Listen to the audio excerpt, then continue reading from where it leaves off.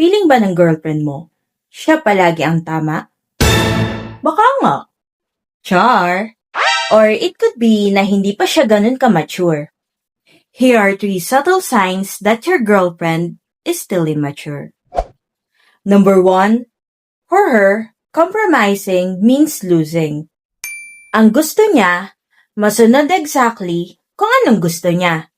Para sa kanya, pag nag-compromise kayo, ang ibig sabihin nun, natalo siya.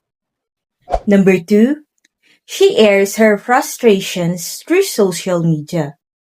Usually through shared quotes or kung malakas ang loob niya, through text posts niya i-vent out ang mga sama ng loob niya sa'yo.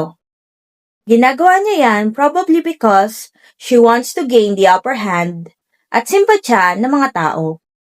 Number 3, keeps a record of wrong. Feeling mo pagkasama mo siya, you're walking on eggshells.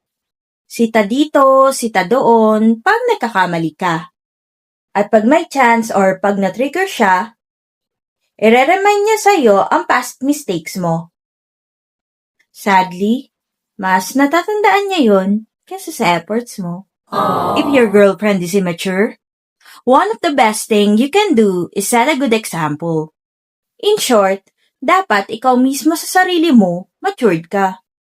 Pag nakita ka niya as role model, mapapansin mong unti-unti siyang magbabago.